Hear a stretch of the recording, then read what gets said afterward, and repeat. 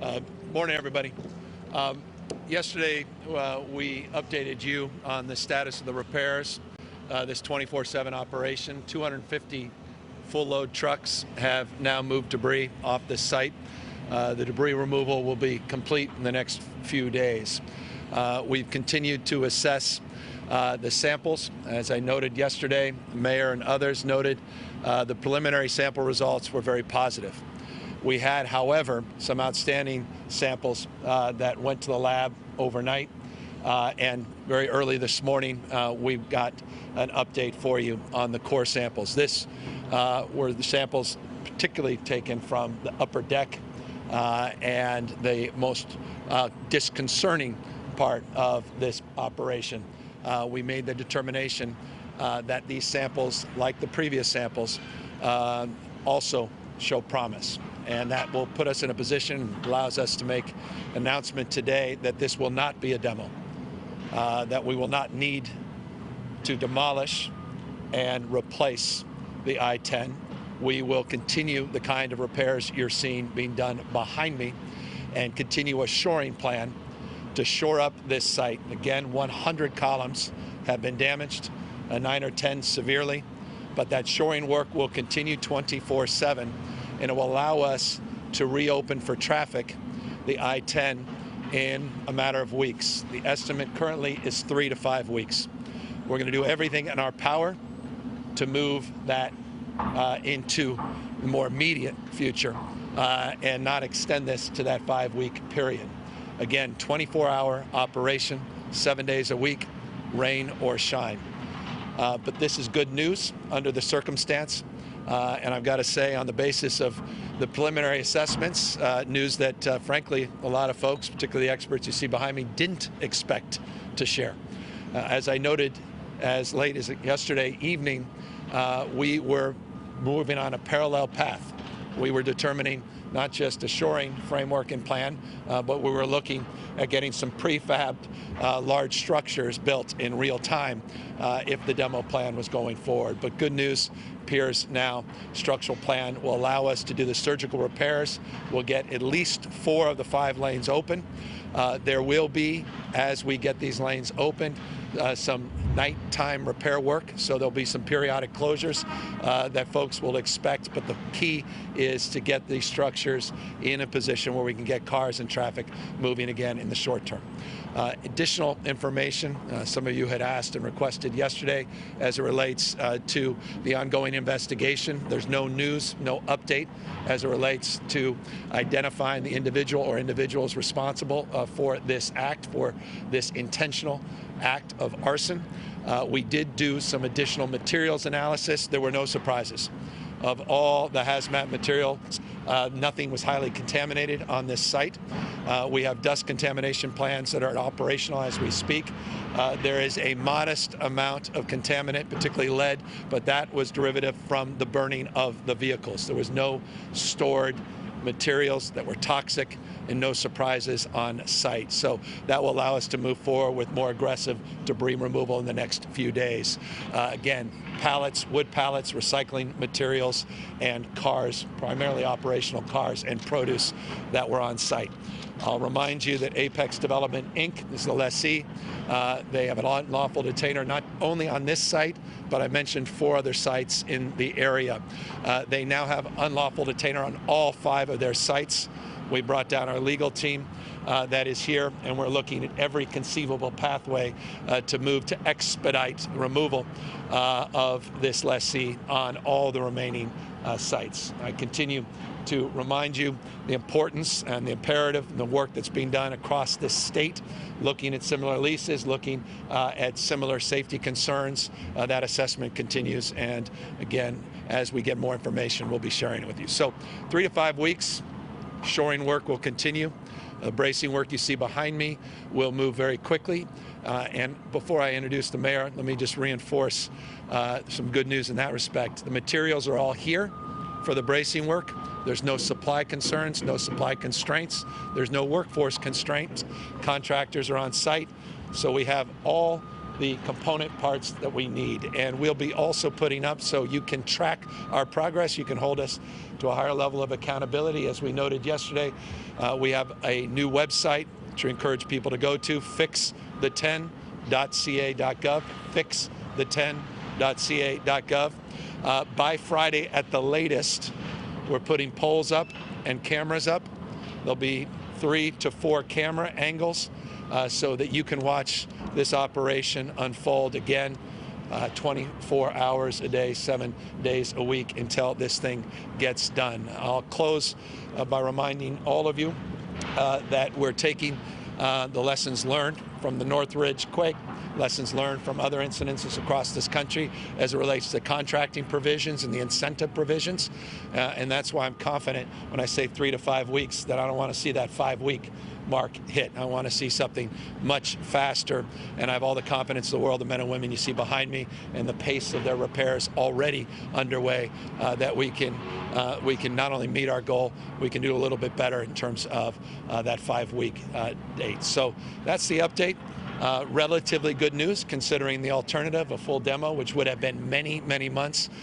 We were looking at that 5 to 6 month period as the alternative, 3 to 5 weeks now as the likely time before we get these lanes, minimum 4 lanes up and operational. Final point on that.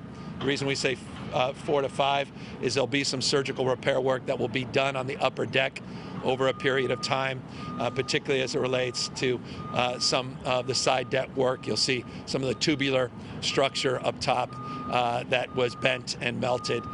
There is a little longer supply chain requirement in terms of getting to that work as we get traffic open. With that, I know all of you want to see this. No one wants to see this traffic moving again more than the mayor of Los Angeles, our partner in this process, Mayor Karen Bass. Thank you. Good morning, everyone. Let me begin by thanking the governor for his leadership, for mobilizing everything that we need in order to get Los Angeles back to business. Let me just say that in the midst of our emergency, I know that the governor is welcoming an international conference in San Francisco later on today. And so in the midst of that, he's down here on the job, on the ready, making sure that we have everything we need to get back to normal. So, Angelenos, it's good news. The freeway will not have to come down. So instead of months, we are talking about weeks. As the governor mentioned, 3 to 5 weeks, but it's still 3 to 5 weeks in Los Angeles for this freeway not to be in operation.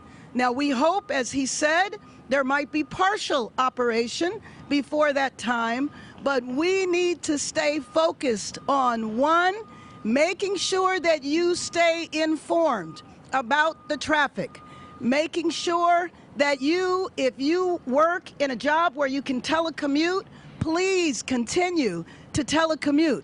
Stay on the freeways, follow your apps that will redirect you around.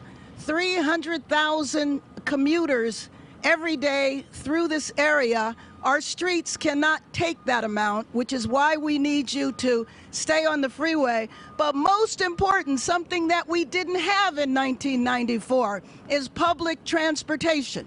We didn't have the technology that we have today. So there's no reason for this to be the disaster that it could be if people are not informed, do not telecommute, and do not take public transportation.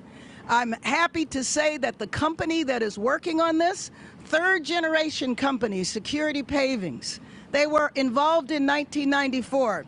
They have experience at working around the clock. I was with them yesterday. They gave me a tour of the area. Considering what this looked like on Saturday and Sunday to today, they have already done a tremendous amount of work.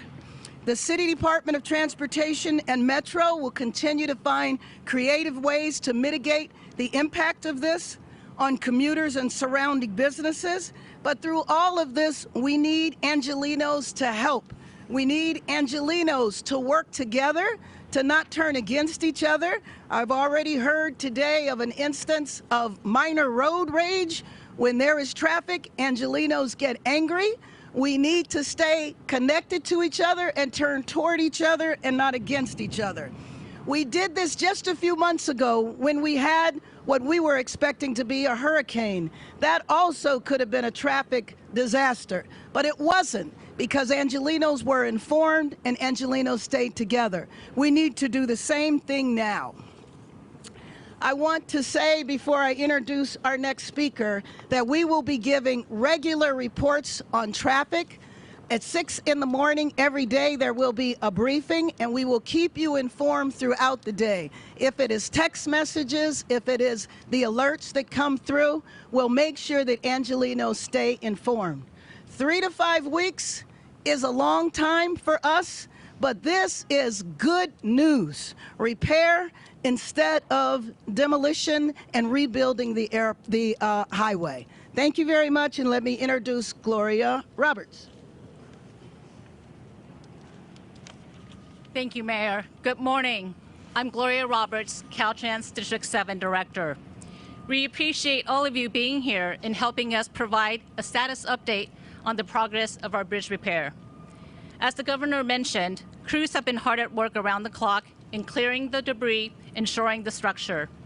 Our engineers are continuing to work as our goal remains to get the repairs done as quickly as possible and to open a safe roadway to travelers. We're fully committed to this. And until then, we ask for your continued patience. We have a website, as the governor mentioned, that was activated yesterday, fixthe10.ca.gov. And that's fixthe10.ca.gov, where you can find the latest project updates, detour information, and links to transit options. We are very fortunate here in the city of Los Angeles that LA Metro operates a robust, safe, and reliable rail and bus transit system that provides a number of ways to travel to and around downtown LA through many parts and from many parts of LA County. There are also many other transit providers in our region, including LA DOT and other municipal bus lines, Metrolink Regional Rail, and Amtrak. And I encourage everyone to take advantage of these transit options. We at Caltrans thank Governor Newsom for his leadership and unwavering support. Thank you, Mayor Bass, and the entire City of LA team, including LAFD, LAPD, the Department of Water and Power, Emergency Management Department, and LA DOT for their care and response to this community. Our state family, Secretary Toksomashakan, and the California Transportation Agency, California Highway Patrol, and the State Fire Marshal, we thank you.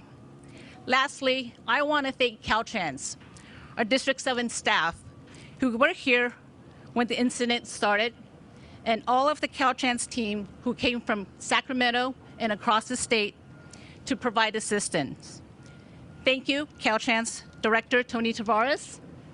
We, all of us here, are proud to serve the people of California, and we take pride in District 7 to serve the city of Los Angeles. Thank you very much. And now we will be sharing this information in Spanish. Buenos días, mi nombre es Eric Menjivar, soy vocero para Caltrans Distrito número 7. Okay, you've been listening to an update from city leaders on the 10 freeway disaster, and I think the big headline here is that they don't need to demolish the freeway, they just need to rebuild it, and it will be a matter of weeks, not months, 3 to 5 weeks, they said, working 24/7.